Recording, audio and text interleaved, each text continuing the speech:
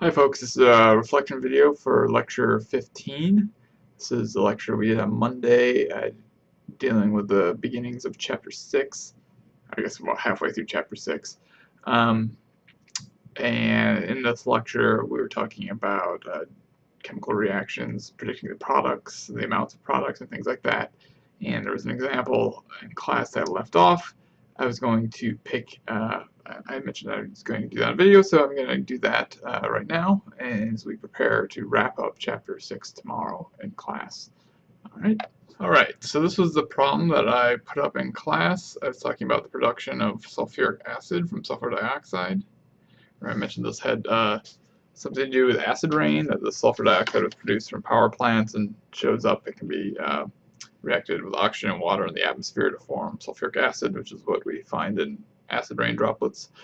And just as a reminder, we want to figure out, we want to start with the balanced equation, right? What we're asking is, okay, we've got 25 kilograms of SO2.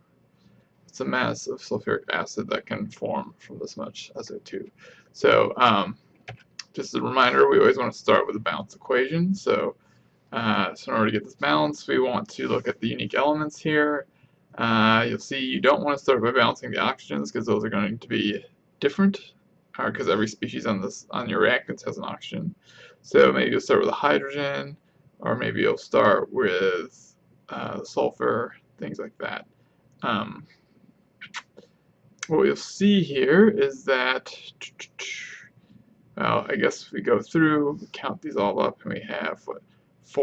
We have one sulfur here and one sulfur there. That's good. 2 hydrogens here, 2 hydrogens there, and that's good. So the next step is look at oxygens. We have 4 oxygens here. We have 1, 3, 5 on this side, and so we need to get these balanced. All right. And so in this case now, the sulfur and the hydrogen are already balanced, so we want to move on to the oxygen. And so what I'm going to try to do is try to figure out combinations of ways we can put these together. You'll see if we double this, right, we're going to end up with 8 oxygens here, 2 sulfurs here, and 4 hydrogens. And so we have to double this, and we're going to double that. Right, and you'll see a lot of this key was to double that odd number there. And so now if we count through it, what do we have? We've got 4 oxygens plus 2, so we have 6 oxygens plus 2 is 8. Now over here we have 8 here, so now we're balanced. Okay. Now we can start, and so what we have is we have our kilograms of SO2. That's what we started with. What we want to get to is our kilograms of H2SO4. And remember, I always said we usually want to go from grams to moles to grams through that process, because once we're in the mole world, we can use this chemical equation to figure out which the ratio of each of these. And so what we're going to do is we're going to go to grams of SO2.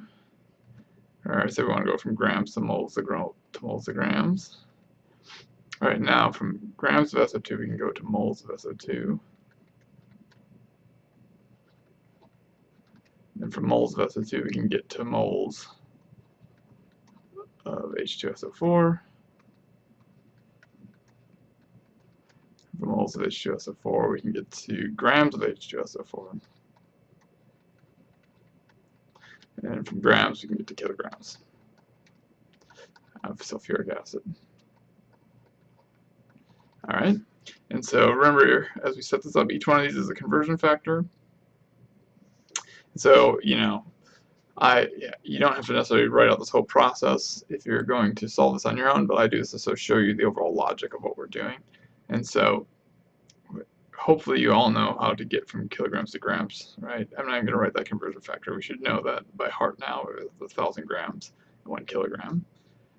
Now to get from grams of sulfur dioxide to moles of sulfur dioxide, we have to use the molecular weight.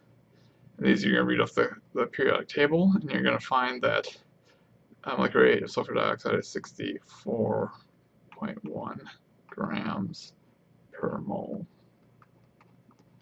Right? And then this ratio here, we're going to get off of our balanced chemical equation, and what we see is that we have 2 moles of H2SO4 and 2 moles of SO2, and so that means we're going to have this ratio here. We want to end up in sulfuric acid, so 2 H2SO4 over 2SO2. And then we're going to use our molecular weight, right? Because now we're going to be moles of sulfuric acid. We want to get to grams, so now we just use our grams of sulfuric acid. So that is 98.1 grams per mole. And then finally, we're going to use our 1 kilogram, 1,000 grams. Right. And that's again, we do that over here, right? 10 to the 3 grams. It's 10 to 1. Sorry, it's 1 times 10 to the 3 grams. 1 kilogram. All right, and so now I'm just going to rewrite this all in using a sort of picket fence diagram structure that we've done before. Let's use blue. So you're going to start with your kilograms of SO2. Then we're going to convert that into grams. So we got our grams up top and 1 kilogram on the bottom. All right, now that we're in grams of SO2, we can convert this into moles using our equation. And now remember, we want to put our grams on the bottom.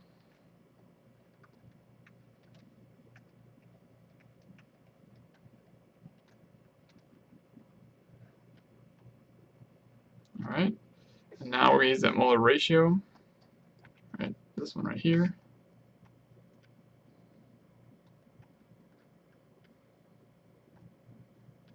Run out of space here.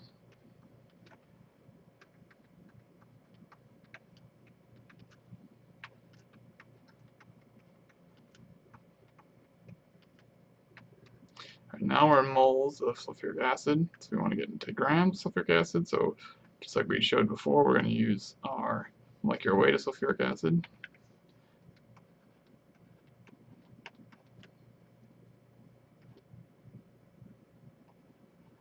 All right, that's grams.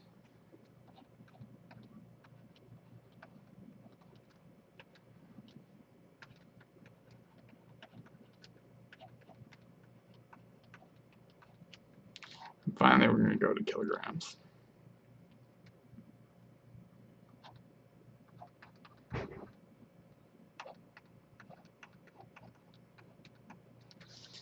And let me grab this for a second. I kind of made a mess right here. Okay. All right. So now I say that I like to go through and make sure our units cancel out. So we're starting with kilograms of SO2. We're going to convert those into grams of SO2. Then we're going to get rid of our grams of SO2 and convert ourselves into moles of SO2. Then we're going to cancel our moles of SO2 to get into moles of sulfuric acid, which will cancel here. To get us grams of sulfuric acid, which will cancel, cancel to give us kilograms of sulfuric acid. So let's see if we can get rid of that yellow line. So if we go through this calculation, you should see that we will have 38 kilograms of H2SO4. Okay. All right. So the other question I followed up with this was to say, all right, what if we, instead of we're looking at here, trying to find out how much product we would make, the question is how much oxygen is going to be required to react with that much SO2, sulfur dioxide. So just as a reminder, this chemical equation, these ratios are going to be maintained whether we're talking about we're comparing two different reactants or we're comparing reactants to products. And so you just set this up exactly the same way, right? And so we're going to go from start here. Did I do that one in yellow?